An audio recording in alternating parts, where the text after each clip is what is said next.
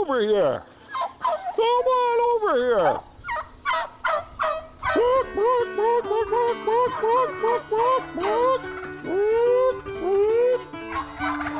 Come on. Come on, let's visit. Yeah. Oh, fine looking critters. Raccoon has a bushy tail, possum tail is bare. Bunny has no tail at all, just a bunch of hair. Boil that cabbage down, turn them hoe cakes brown. The only song I can sing is boil that cabbage down.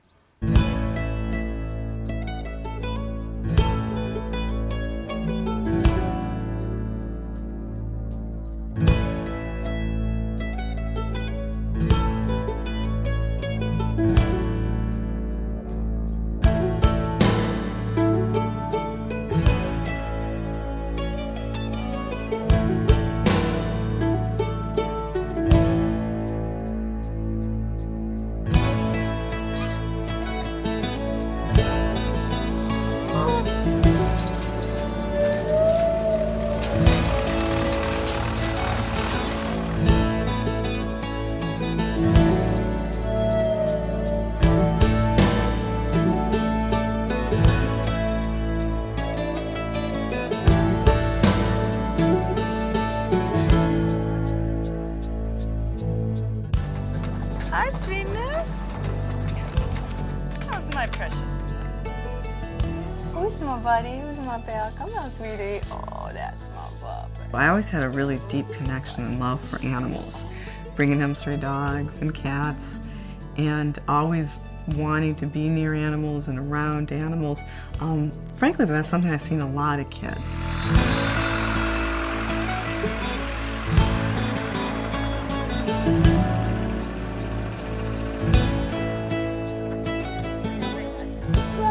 That's the goat, right? That's Aaron's goat. That's Aaron's goat, oh, okay. And that's the cow? The cow. Yeah. It's a goat. Cow and the goat, right? Yes. Yes. Well, you made a couple of friends. This is Fry. As you can see, he's all skinny and he's scraggly and he walks like the hunchback of Notre Dame, but to us, he's the most beautiful man in the world. Even though you have buck teeth. I have buck teeth too, yes I do. He touches so many hearts here, because I think when people see an animal that has clearly been so abused and neglected to the point where he's had permanent disfigurement, and then they see his spirit, he has such love, and he offers such love to people. The Humane Society that we worked with on this case found him locked into a dark, filthy stall. His hoofs were overgrown by this, and what had happened was they had never trimmed his hoofs. So over the months, maybe even years, the ligaments had contracted. And when we found Frey, he was crawling. He would get around by crawling on his front legs. If they had just taken 5 minutes and trimmed his hoofs, he wouldn't be crippled for life. That's all it would have taken. But because they didn't even care enough to do that, he's crippled now. Lori is very hurt when she sees animals being hurt, and that was one of the first things I noticed about her. She sensitized me to a large extent to animal issues and actually reconnected me to some of my childhood memories and childhood feelings about animals. Very gently. Hold your hand out. I think we are compassionate beings. Oh, Very good. Kevin says thank you. Yes, thank you, cow. I think sadly we live in a society that then starts chipping away at that. And by the time you're 10 or 11, it's like, oh, well, if you like animals, you're weird. Or God forbid, you stop eating them, you're even weirder. And most kids, understandably, can't deal with that family pressure, that peer pressure, that societal pressure. It's easier just to conform.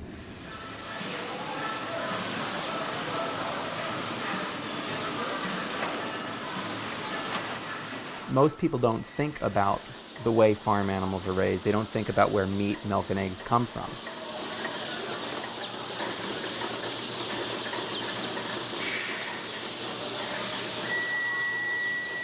And when Lori and I started Farm Sanctuary back in 1986, neither of us had a whole lot of experience with how farm animals are treated at farms, at stockyards, at slaughterhouses. And so we started visiting those places.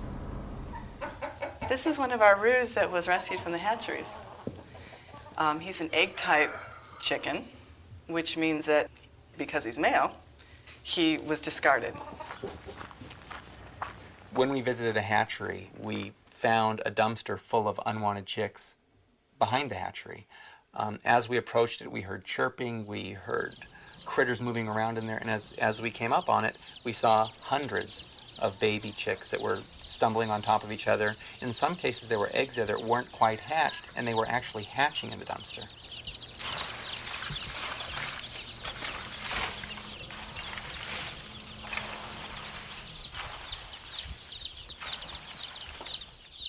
These are the unwanted discards of the egg industry. Because these chickens have been genetically altered to be very small and be heavy egg producers, the males are of no use because they don't lay eggs and they don't grow fast enough for meat production, so they're literally thrown out. And we're talking about 250 million unwanted male chicks.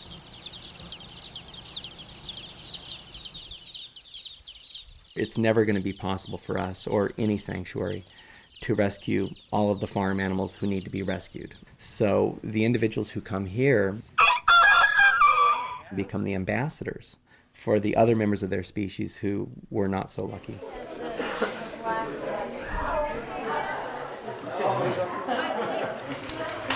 No, don't chew the chair. This is Jack. He's our fastest pig in the barn. And behind him is Herbie. And this is Chris. I met Chris probably 2 years ago. He was just a little guy. He was probably 6 months old. And I came here and sat down, and he crawled right on my lap.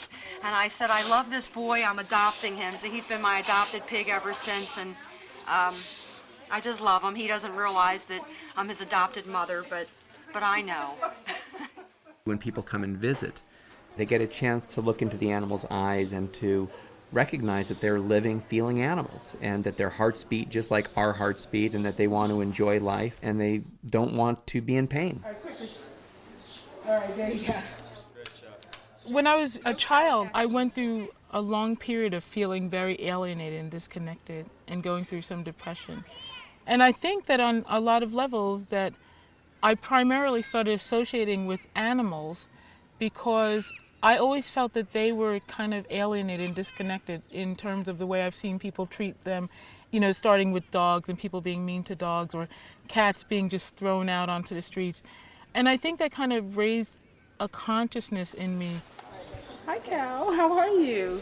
I teach and do an after-school program where I work with children, and no one talks to them about those things. How'd you get so big? We don't even talk to them about human compassion, let alone animal compassion.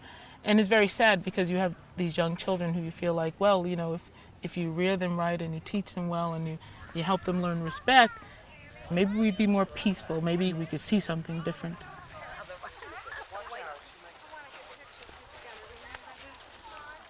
I come up to visit a couple times a year. It's such a healing place for me. I mean, I grew up in a family of farmers, and I was taught as a child what I suppose every farm kid gets is that they're there for our use.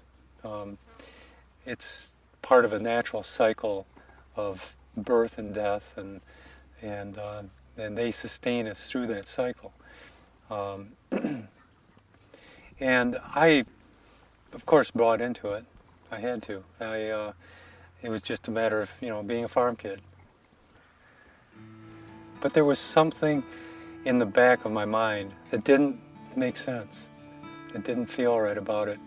Because we had pets too. We had dogs and cats.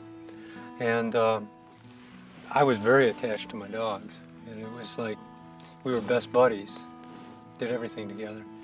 But the farm animals were different. And it was okay to feel bad about it. My mom taught me that.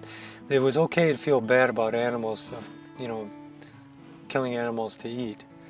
But don't let it show. You don't let it show. You keep it inside.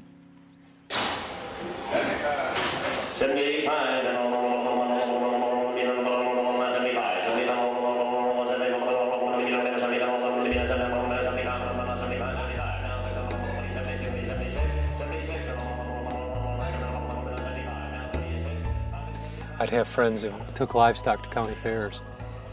And I realized I wasn't alone, because even these kids too, they cried when they auctioned off their, prize cow at the end of the fair. So I thought, I'm not so weird, but you could never get anybody to talk about it.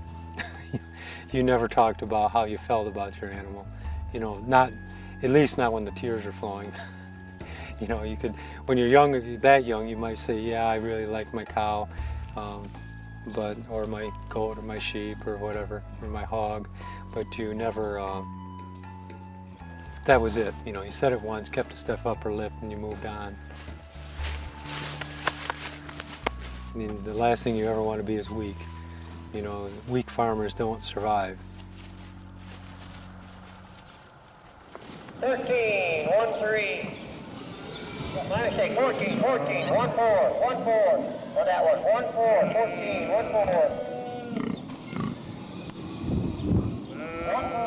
1-4. The stockyard should be up here just about 2 miles on the right is what I've been told, so hopefully we'll see it soon. It's a livestock market where animals are bought and sold. Animals come in from farms throughout the area, and there's a variety of buyers who come here to buy animals. Many of them are slaughterhouses that buy these animals to be slaughtered. Hey, you're a smart ass. I'm taking pictures of me. I'm taking pictures. You don't have to take. Don't take pictures of me, mister. I'm taking pictures of the pig. I'm chasing the pig. Okay, I've got the pig now, and you're not near him. One of the times I was taking pictures and Jean was taking video footage, and we were standing there watching them unload a whole truckload of goats. And as there was about this much gap between the stockyard wall where they were unloading on the truck. And one goat started to climb towards me, whether he saw me or whatever, and we made eye contact. And he was trying to escape from the stockyard, and he was trying to come towards me. And then, and all this lasted, probably a minute, and it felt like, an hour. And then the guy just grabbed the goat. And I said, honey, I've got to go in there and get that goat. And we went up to the stockyard to walk around, and we were walking all through. And it is just a prison.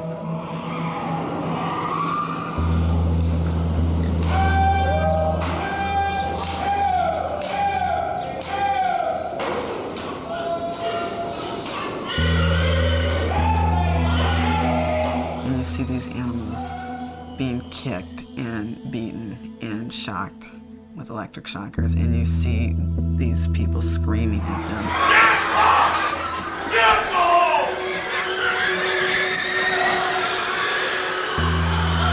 And they're terrified. That was the first time I saw really an animal terrified. I've seen animals scared and hurt, when you grow up with dogs and cats, but really terrified. Oftentimes, the animals arrive at the stockyard or slaughterhouse and they're too sick, too weak to walk. And they are commonly left to die.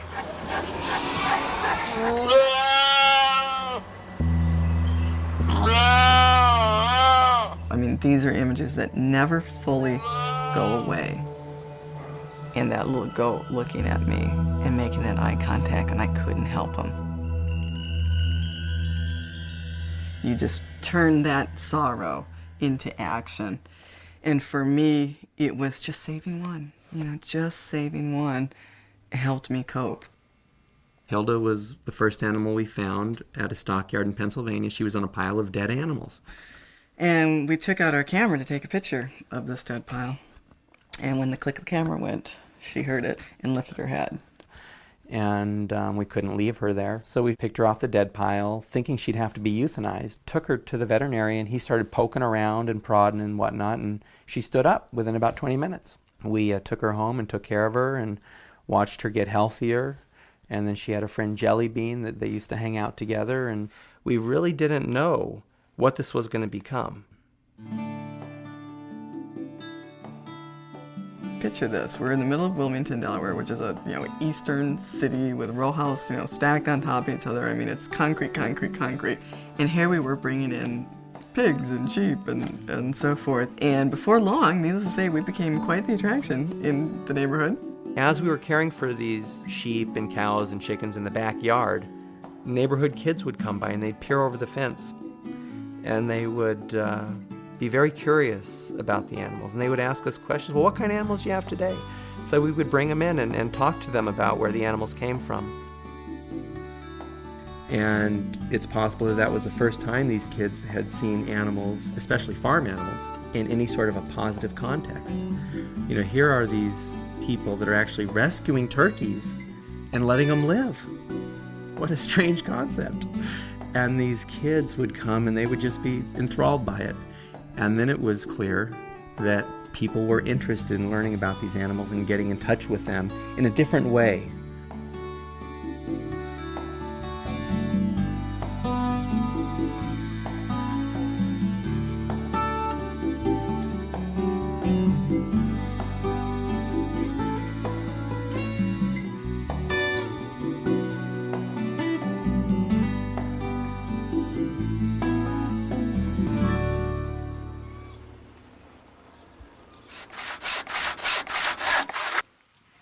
I think I'd be through there by now, wouldn't you? Hadn't counted on these being rusty and dull. Let me pull it up this way a little bit. I'd known Gene and Laurie for some time, and we always kidded each other about the farm boy thing, farm boy background. They said, when we get the new place, you've got to come up and help us build fence. And I remember coming up here and stayed a week one time. They just had the house and they had the land, and we were trying to get in fencing as quickly as possible so they could move their animals. I was born and raised in rural Missouri, and it seems amazing that it happened within my lifetime. I don't feel that old, but when I was a kid, we farmed with a team of horses, for God's sake. And a lot of our neighbors still didn't have electricity. And for the first few years when I was a kid on the farm, we didn't even have an electric stove. My mom cooked on a wood stove in the kitchen. It seems really primitive, but that's the way it was in the 40s. It was the last decade and a half of that old-fashioned family farming, where the neighbors pitched in and shocked the wheat and did the threshing and did everything together. So then by the 50s, as post-war affluence begins to set in, good. So far, so good. The farms have electrification, they have refrigerated milk coolers, they have lights in the barn, they have tractors, they have machines. And that really broke up that old-fashioned neighborhood, labor-intensive farming. The neighbors didn't come over and help